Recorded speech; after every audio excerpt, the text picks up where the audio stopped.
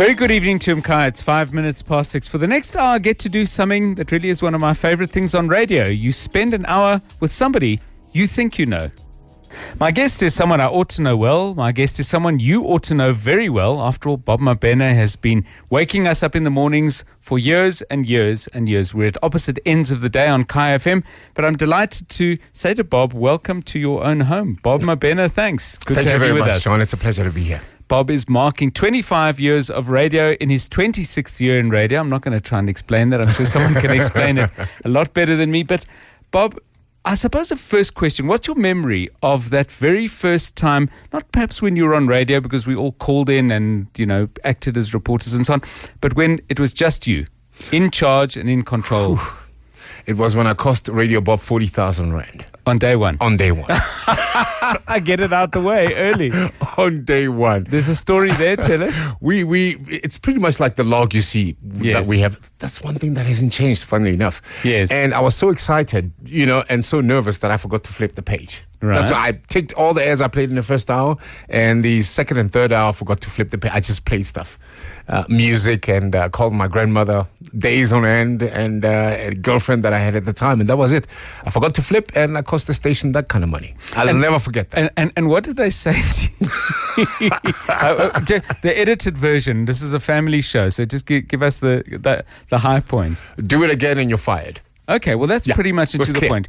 But they didn't say, okay, 1,000 Rand a month, you can pay it off over 3 years and 4 months. No, not at all. You know, at the time, Radio Bob was giving Metro a run for its money. Yes. Know? And a lot of people may not even remember that Radio Bob was actually licensed in Bophuthatswana. Yes. And, you know, there was a spillover. That wasn't the plan for Radio Bob to broadcast in South Africa and Swaziland. Bob, how did you get into it? I mean, was it an audition? Was it knocking at the door? Was it making yourself indispensable or maybe a nuisance? How did it start? Someone else became a nuisance and I was given the gig. Okay. There was an afternoon drive jock who had the green kind of habit that you inhale. Yes. And he had a physical fight with the station manager at Tapelo Tipe at the time. Okay. And I had been hanging around, you know, pushing myself into interviews and that kind of stuff. And Abnambaditse was like, who was a program manager at the time, there's a guy that, you know, there's potential there. We need someone completely new. So we need to audition this guy and get him in there. And you know, there was this other guy who just actually called me a few minutes ago, brother ED, who didn't like the young guys. Right. And he thought, let's give him Sonny Stitt, Johnny Coltrane and all that to audition with. Yes. Unfortunately for him, that was my kind of music. So I aced it and I got the gig. You quoted as saying the only way that they'll get you off air is if someone suspends you or makes it impossible for you to come back. But I mean, are there ever mornings, because I did 9 years early morning where I just thought, what am I doing at 4 a.m. when I really should be asleep? Never occurs to you to say, okay, you know what, let's do something else? Yeah, this week more specifically. Okay. This has been a very, very tough week. I just got married. Oh, congratulations. The whole ceremony Great, and all that. So this week has been really tough. It's I couldn't breathe. My wife was surprised because this has never happened to me, that I actually don't snooze the alarm. I actually switch it off. Yes. I switched it off on Wednesday. And the sun woke me up. Okay, well, it's good this didn't happen in the middle of July. Bob, I mean, radio's changed, and you've spoken at length on different platforms to say everybody predicts radio, time's up, TV's gonna ace you, the internet's gonna nail you. All these things are gonna come along and shift radio, and it just doesn't get shifted. Do you know why? Well, it's because of its ability to be an amoeba. Yes. It takes the shape of whatever's new. Yes. And that's been the thing, really. I remember we used to have there's a cousin of mine that we work with. We used to have a Philips TV on top of the fridge, and you could get audio channels there. And Radio 2000 used to broadcast simulcast. And radio has always managed to cover itself around whatever new innovation there is. It's as simple as that, really. You know, the internet, radio is there on the internet. Yes. Twitter, Facebook, and whatever else is new that's going to come. I mean, you know, iPhone right now, Apple is trying to get people to develop their own radio station with their own playlist. If that voice of that someone who does it so well and makes you feel at home and a friend and one-on-one is not there, it's just music. Bob, you've never just done radio. There's always been other stuff going on. Yes. Why has that been so important to you? You've been involved with foundations. You've never been afraid to stick your head up and comment on the social and sometimes political issues of the day. Why was radio never quite enough for just that? It's because of basically the same question that you asked me before. You know, radio's ability to morph itself into whatever's going on. I mean, I remember the first offbeat thing that I did when I was at Radio Bob, when I was asked to present a music video request show. That followed me to the SABC. I did the Toyota Chicken Lickin' Winner Car competition, which ran for 2 seasons, which was strange at that time. Yeah. And when Koos Radebe was approached by Nissan to suggest someone, a popular DJ on the station who could race cars, he just looked at the traffic fines. How did he know about your fines? Were you sending them to him? Because sometimes I would actually drive company cars. Especially so he was getting them anyway. He was getting the tickets. And, I enjoyed that. A season and a half, I totaled a car, went off a bend that they'd renamed after me within the racing fraternity, from Potter's Pass to Bob's Pass in East London, at about 210 kilometers on a hairpin. The music happened as well. It was fun. It was great. Radio is just so friendly to every other thing that you can't help but do other things. I want to step back a longer distance and talk about your time involved in our first democratic election. For people who don't know, first of all, what was your job? My job, there was a guy called Len Swimmer who was close to the commissioners, and we had to, my ex-wife and I, at the time, he recruited us to work on Operation Access. You can understand, you know this for sure, John, that there were some areas that were no-go areas. Yeah. So we had to liaise between all the police sections, from traffic officers to they have new names now, and I've forgotten the old names, JMPD, all the other sectors, to make politicians accessible in the areas where they went, the Kwamadala hostels. Yes. And, it was an arduous task. I mean, this is when you realize what a journalist photographer goes through. Yes. I saw it live with my own eyes. Ken Osterbrook died. I saw him die. And I remember actually giving the instruction that do not go into the shacks. Do not do that. But these guys are so brave. I think of Ken and I think, wow, this guy put his body in front of bullets and danger to bring you the story in pictures. It's incredible. I was around at that time and also operating in areas like that, certainly not to the extent that Greg Marinovich and Ken and other guys like that were. But I came across you a few times. A lot of the times you looked like you were having a very, very stressful day. Was that how it was all the time? All the time. It was like that because you had a mandate from the commissioners. And at that time, the government at that time was illegitimate. Yes. So whoever was in charge trying to make change was the government, so to speak. Yes. And when they gave orders, Oscar Jomo, for instance, I mean, he was the most vociferous and, the most robust. And coming from that region of our country, you can understand where I'm going with that. Yeah. The instructions were very clear. This is what you're going to do. So you're dealing with these politicians and commissioners on the one hand. On the other, you're dealing with journalists who want to get the story, who want to be the guys to break the story. It was very stressful. I mean, I'm actually still wondering why there was no divorce at that time. I want to ask you why you did it. Oh, man. I assume you asked yourself that a couple of times, once or twice. I do. I really, it was a very, very dangerous job. Really, it was. But, at that time, there was so much going on in the country. I mean, I remember Fikile Mbalula calling me and saying, I want you to be the first person to run the ID campaign for people to get their IDs and vote. You know? I mean, the Fikile that I remember was one of the most active guys. He was a driver of note. He canvassed. He really got the job done at a very organic level. Yes. It was very stressful. It was very scary as well because you're getting instructions from all sorts of directions. But one thing more than anything is that I realized the country was changing. Yeah. And I had to be there. And you had to be there. You wanted to be close. Malihle wants to be with us on the show tonight, calling on 086 00 959 for an hour. Less than an hour now. We've already used up 15 minutes. Bob Mabena is my guest, getting him away from his role of presenting to you, and we're getting under the skin of a man we know but perhaps don't know as well as we'd like. Malihle, hi. Hi, how are you, John? Fine, and you? I'm okay, thanks. Good. I'm with Bob. Can I say I'm with Bobo for today? For today. Yes. Before I ask your question, thank you. I've got an opportunity finally to tell you this. Pleasure. You see that song, the Dear Mama, kind of who sings this? Yes. Tupac Yeah. Shakur, yes. I'm telling you that song to show that you've been around, ne? 26 years, 25 years. You've Bob been around. Mabena is to show you that I understand.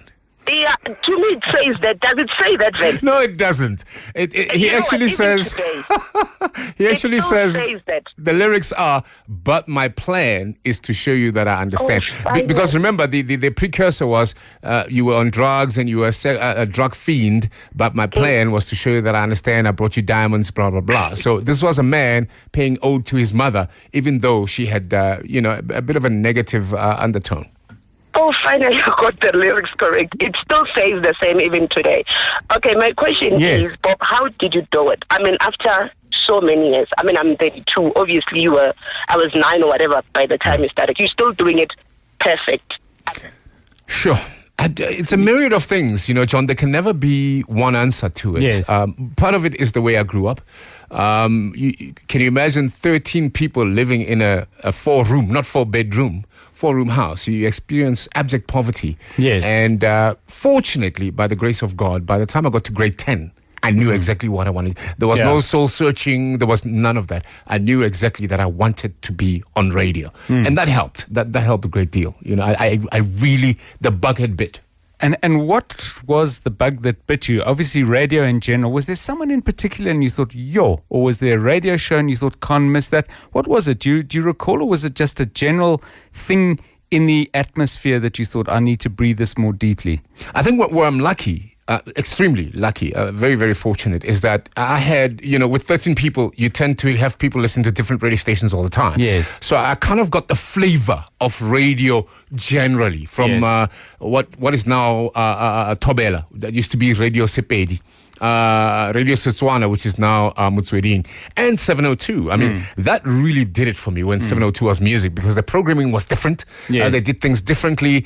You had your John Burks, Neil Johnson, Alex J. All these guys were so different from ALS, because I grew up with ALS, African language radio stations.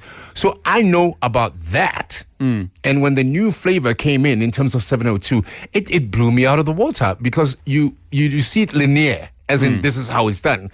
And these guys come up with something different. I was like, I can have my own different thing there. And that was the motivation. But I have to say, poverty is the biggest motivation.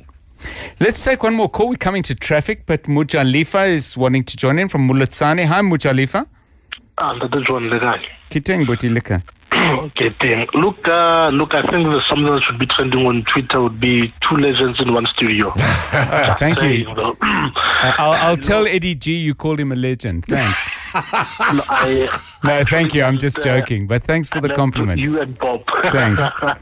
Look, as young as I may be, I've always listened to radio. I've always admired how Bob would actually make comedians in his radio show feel so special. Yes. From the likes of Eugene Koza to Skumba to, helping out and making Kuli Roberts feel as if, she's been doing this forever more than writing, to an extent where, you actually make me as a 20-something-year-old want to always listen to you. From 2011, I've always been listening to 182 with Bob, regardless of, I don't miss it by any chance.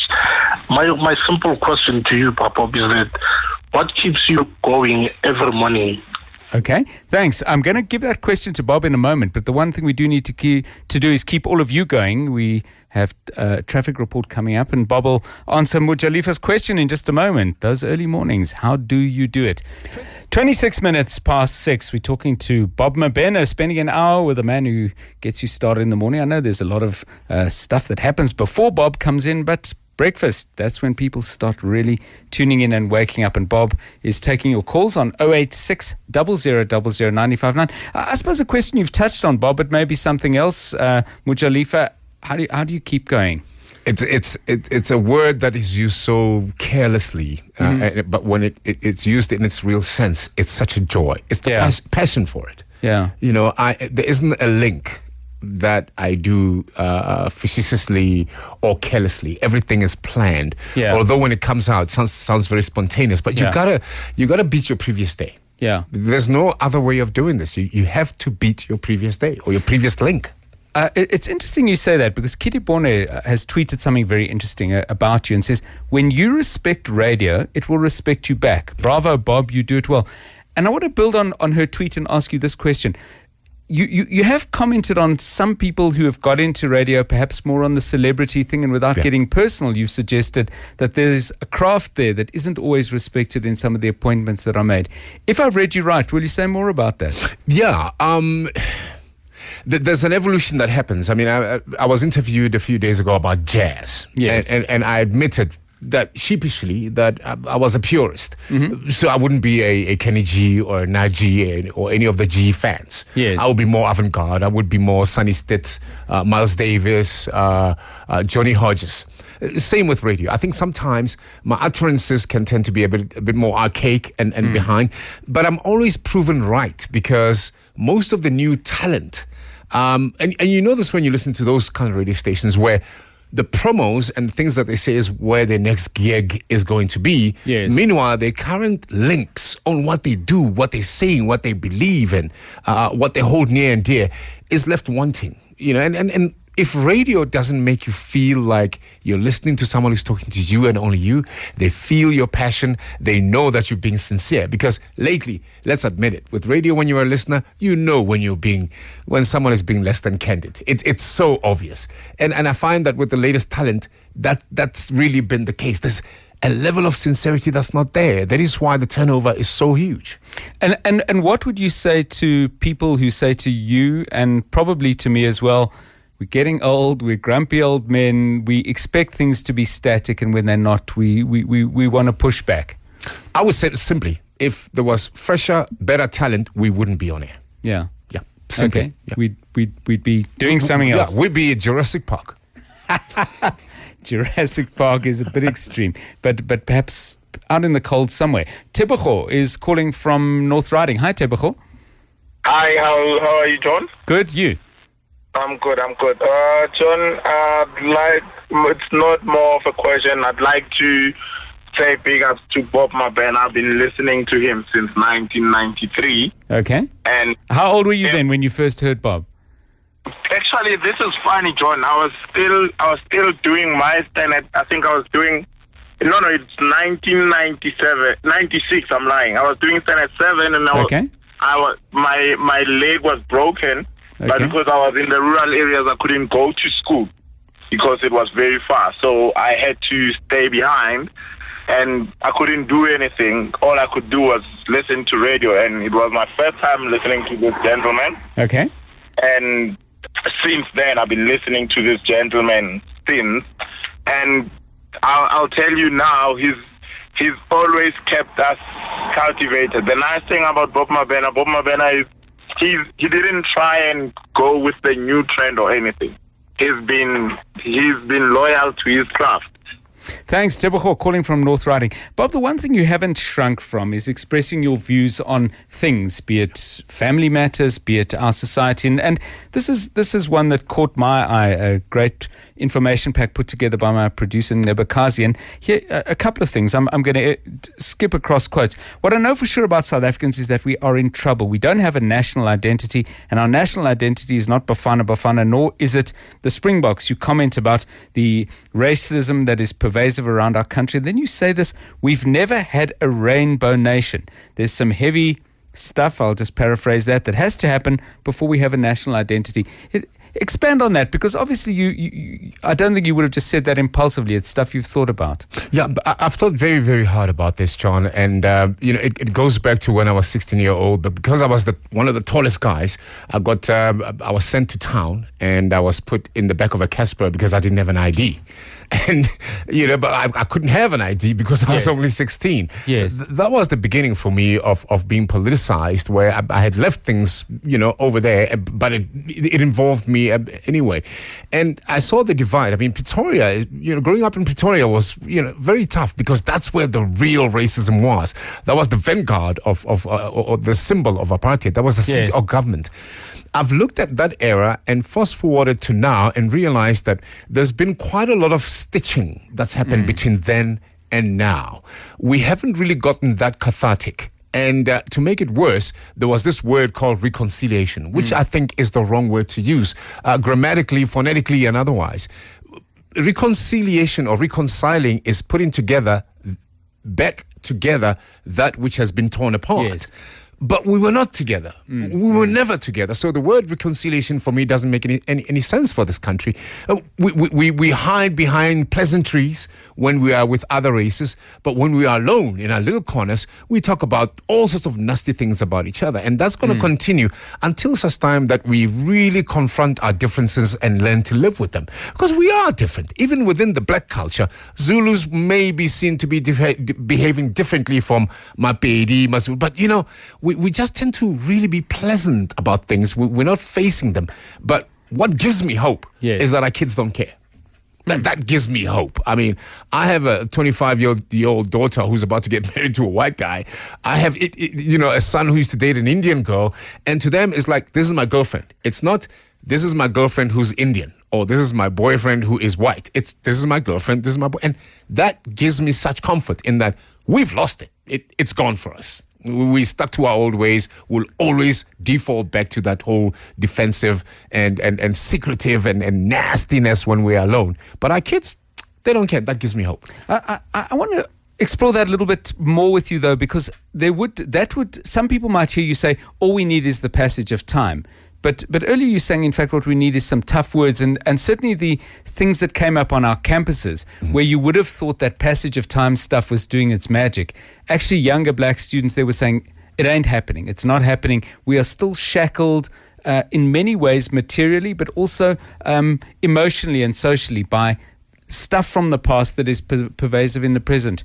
Do you think you can be as optimistic as you're sounding about younger people getting over it? Oh, absolutely. I think, and this is going to sound callous and really horrible. And I urge listeners to walk with me on this one. Yes.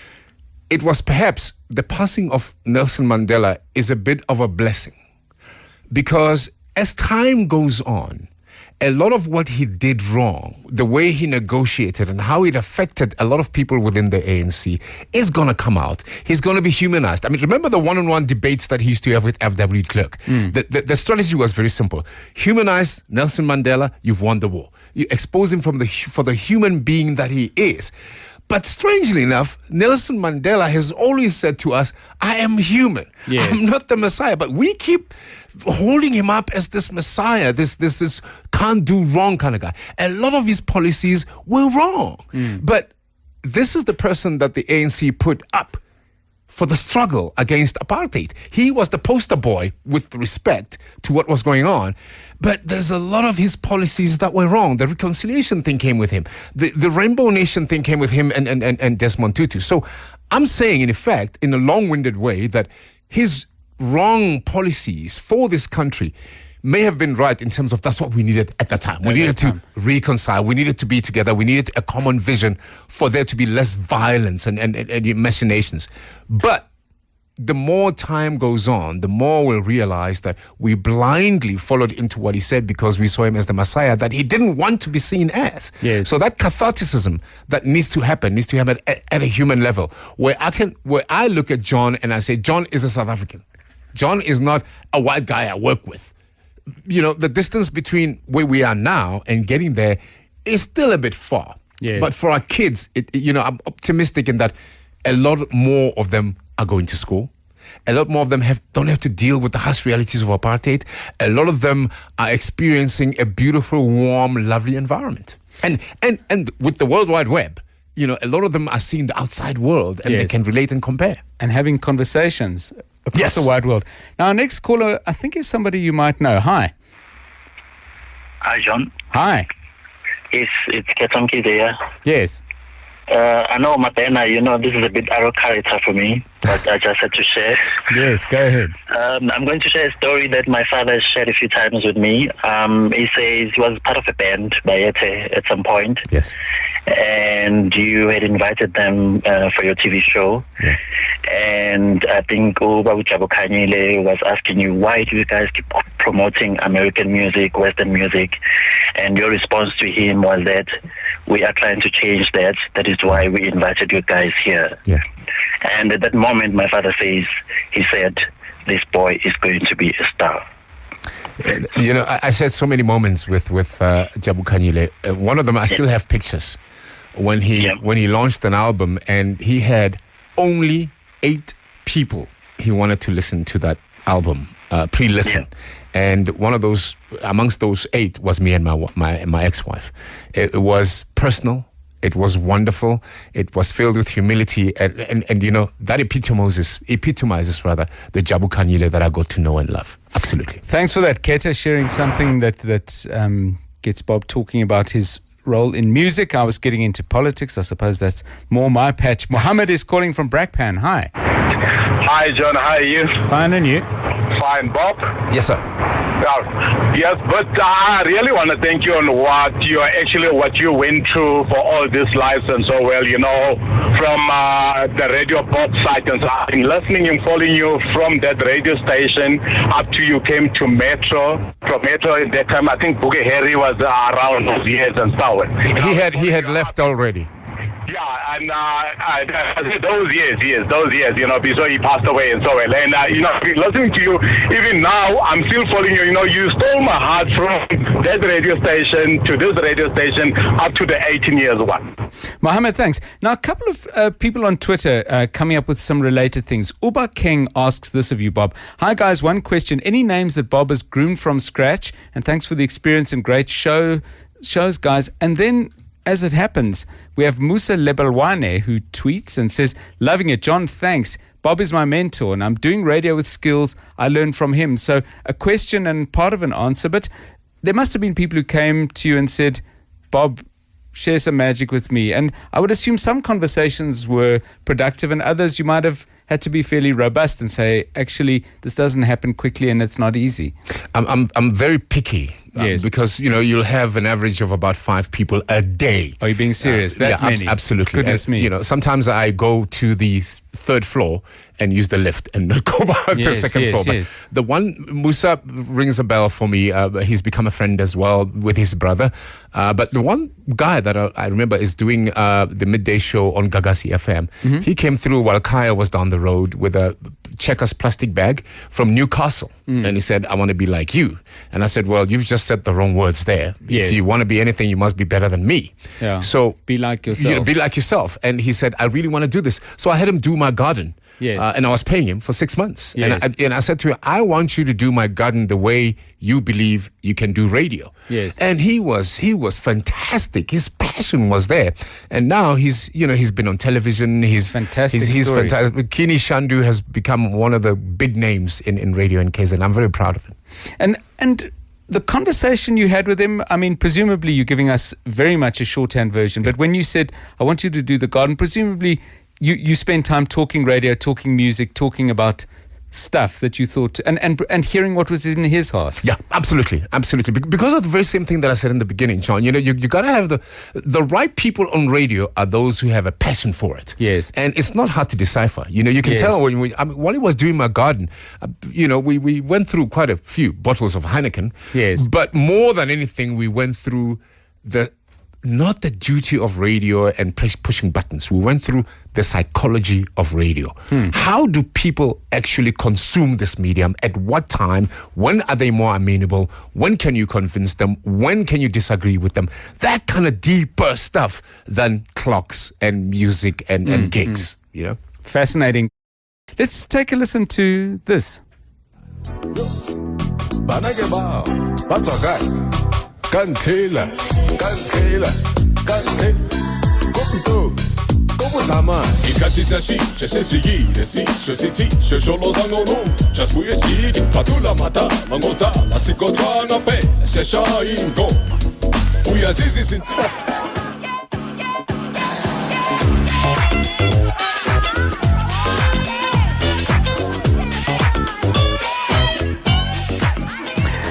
So I have to tell you, because this isn't TV, when that music started playing, first of all, Bob held his head with his, I think one hand, it might have been two, and then he laughed, and he's still laughing. So, Mr. Mabena, tell us why. It's the time spent in the studio doing this music. That for me was it was effortless. Yes. That's what I liked about it. We were not aiming to, it was a deal with the record company. This was not a money-making record. Lindelala Mkhize and his genius put together a DJ and a soccer star to just have a concept album. We really had fun. It was a lot, there was no pressure. And did it in any way change your view of music, or had you spent enough time with musicians in studios to know what that process was about? Oh, yes. By the time we got to the second album, yes, I had to, abandon the idea of, one, not making money out of it, two, and just coming in and lacing lyrics onto music. I had to, I wanted to get involved from the get-go. And that changed it for me. But also, I got to know about a lot of the stuff that currently artists are struggling about, the royalties, mechanical royalties, and all kinds of royalties. I only got to know 3 albums later, or to care, as a matter of fact, 3 albums later. And that changed it. Have you always been somebody who stuck up for himself when it came to things like decent reward for the work you did? Or were you, like many of us, saying, okay, I've got to get in, I've got to get a break, the pay's bad? Were you always pretty firm about a sense of your own worth? Funny enough, no one's ever asked me that question. And the simple answer is not really, because I've always, the contract negotiations, and Greg will bear me out on this one if he's listening, has always been, give me the money that you think I'm worth. I don't want to haggle over rands and cents and the contract. I want you to look me in the face and say, Bob Mabena, you're worth X.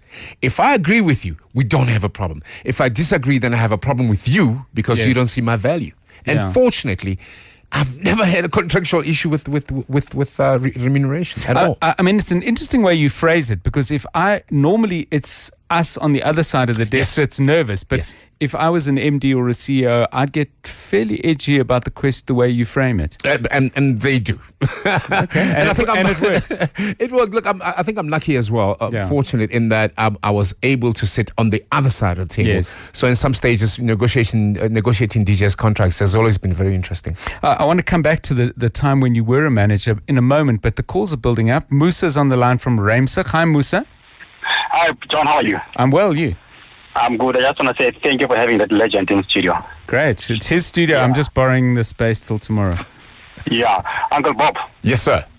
Thank you so much, my brother, for being just more than a brother to me. You are just a legend, and thank you for all the mentorship that you've given me. And you're sounding better and great all the time on radio. And say hello to your fat brother. I'll do that. He needs to lose the weight. Thanks, Musa. Speaking plainly as always, Bob Mabena. Sandile Mamela, journalist and also involved in different arms of government, is calling us from Midrand. Hi, Sandile. Hi, Bob, and hi, John. It's always a pleasure to speak to both of you gentlemen. My brother. I understand that I should call in, because it's very important that we salute such a legend, an iconic figure who's actually given radio a face.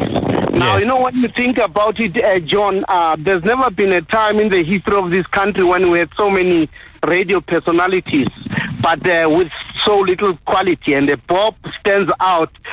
Bob is very special because I think that he's managed to become a legend who actually connects with the soul of the people of this country.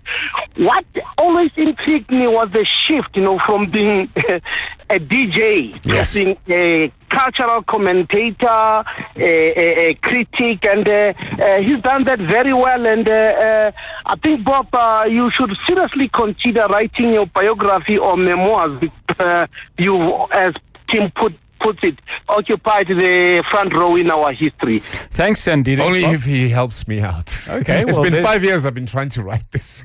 Yeah. Well, there's a partnership there taking shape. One more call, Simpiwe, Glenanda. Hi. Hi, John and Bob. How are you doing?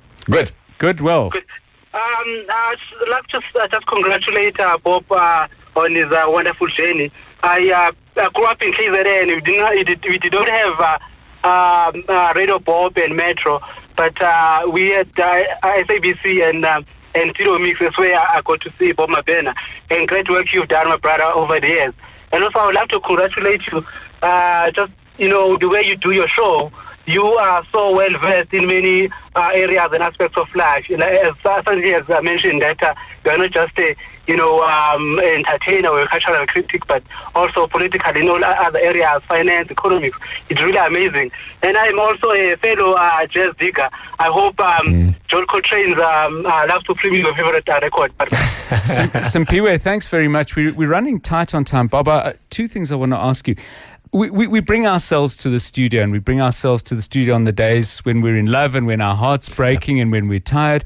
And I wonder, what's your approach been? Do you try to seal off that stuff, or have you always brought it into your show and just let it be? It's an integral part, and it's part of the sincerity.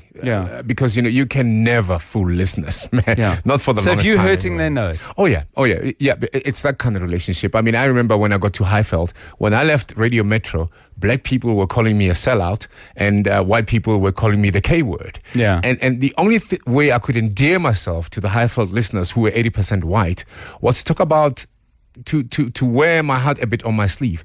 And the one thing we all have in common is smoking. So I talked about my smoking problem, who can help me out. Suddenly, this black guy who had brought black music to the white radio station was human. And it worked. And did you give up? No. Well, that was a trick. Bob, whenever I have someone for an hour like I do with you, and it's been really wonderful because you set the scene on the day here at 95.9, and the rest of us follow and fill it up as best we can. But I always offer people 3 wishes. It's a completely unbankable check. I have no power to grant the wishes. But what's your wish for this country? The first is the catharticism. We need to get real. Yeah. We need to have our different cultural, political positions on the table and get it over and done with.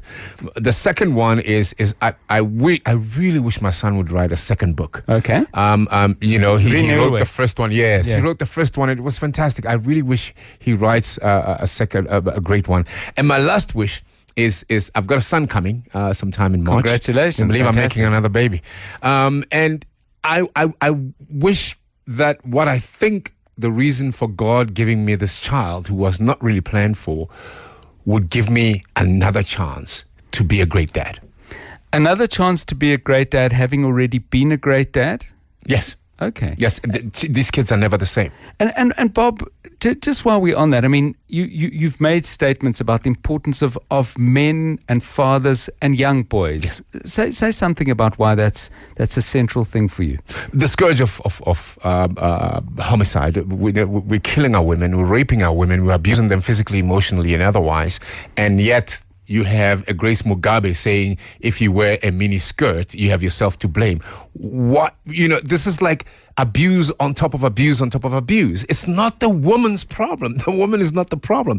It's the sons that are a problem. Most criminals that are in jail right now are young males. Yes. Here or abroad. So our challenge is not really a uniquely South African thing. I think sometimes we can be so insular as South Africans and think we have these unique problems. No, we have worldwide problems. So, this organization that I started called Me and My Boy is for fathers and sons to get together and have real conversations at 2 levels. Culturally, you are a Mabena, which means Wana Mbutuma. This is your family tree. And this is how we're going to make money as a family. So, that whole organization is basically about culture and heritage.